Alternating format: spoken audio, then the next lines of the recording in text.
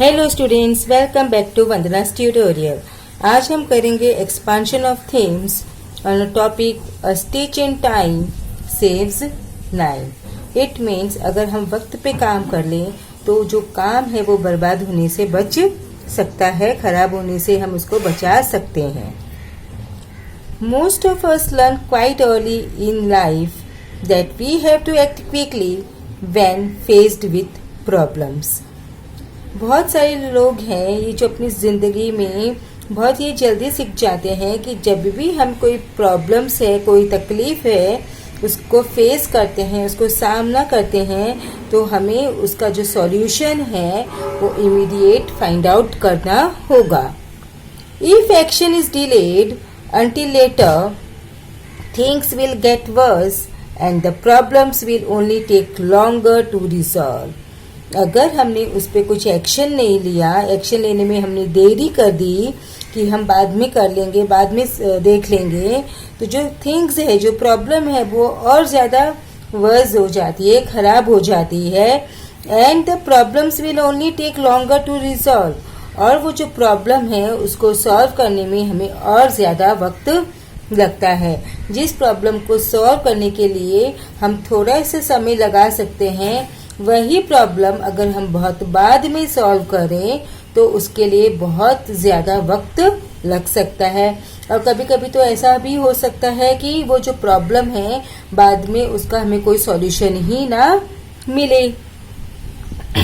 If a smaller tear or hole in garment is attended to him in time, the entire garment will be saved for future use.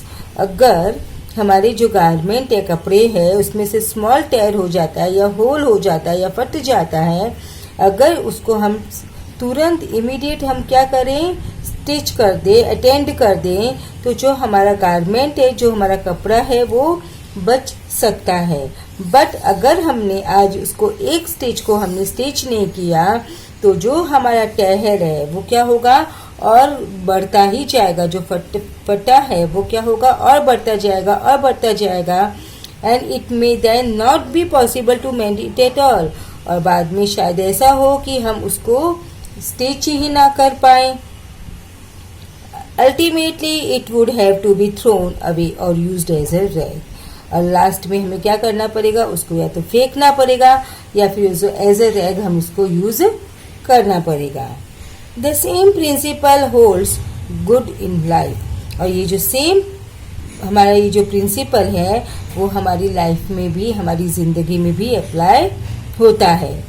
Children sometimes take to evil habits like stealing, smoking, lying और gambling during the early years of their lives. बच्चे कभी कभी कुछ बुरी आदतों में पड़ जाते हैं, जैसे कि स्टीलिंग, चोरी करना, स्मोकिंग करना, झूठ बोलना, या फिर गैम्बलिंग करना मतलब जुआ करना। अपनी जब जो अर्ली एज होती है उनकी, ये टाइम पर उनमें ये जो आदतें हैं बहुत जल्दी हो जाती है। If not checked at the very beginning, it becomes very difficult to get the children to give up such habits. अगर बच्चों में ये प्रॉब्लम्स आ गई है और हमने उसको चेक नहीं किया, सॉल्व नहीं किया इसी प्रॉब्लम को शुरुआत में ही, तो बाद में ये बहुत ज़्यादा डिफ़िकल्ट हो जाते हैं, बहुत ज़्यादा मुश्किल हो जाता है कि ये जो बच्चे हैं ऐसे जिनमें ये बुरी आदतें हैं वो उसे छोड़ पाए। बाद में ये जो बच्चे हैं, ये जो इनकी इविल हैबिट्स है वो गिव अप नहीं कर सकते। We all know the story of the thief who at the gallows bit his mother's ear. हम सब एक जो स्टोरी है वो जानते हैं कि जब एक चोर था, जब उसे फांसी, गैलोज मतलब फांसी की सजा दे रहे थे, तब उसने क्या किया, अपनी माँ का जो ईयर है, कान है, वो काट लिया था। अब उसने ऐसा क्यों किया ये उसने बाद में एक्सप्लेन किया कि that if his mother had slapped him when he stole his first pencil, he might not have ended up at the gallows. बाद में उसने एक्सप्लेन किया, उसका कारण बताया कि अगर उसकी मदर जब वो फर्स्ट टाइम एक पेंसिल चुरा कर लाया था तब भी उसकी मदर ने उसे स्लैप किया होता, थप्पड़ मारा होता, तो आज उसकी ज़िंदगी का जो ये अंत है वो फांसी की सजा से नहीं होता। Small misunderstandings with other people should be cleared up at the very beginning. अगर हमारे बीच में कुछ लोगों के बीच में मिसअंडरस्टैंडिंग हो जाती है, यानी कि छोटी गलत फहमियाँ हो जाती है, तो उस गलत फहमी को हमें क्या करना चाहिए, इमीडिएटली क्लियर करना चाहिए, मतलब उस प्रॉब्लम्स को सॉल्व कर लेना चाहिए. Otherwise good long and lasting relationship will suffer. अगर हम ऐसा नहीं करते तो जो हमारे अच्छे रिश्ते होते हैं, जो लंबे समय तक चलने वाले रिश्ते होते हैं, वो क्या होते हैं, खराब हो जाते हैं.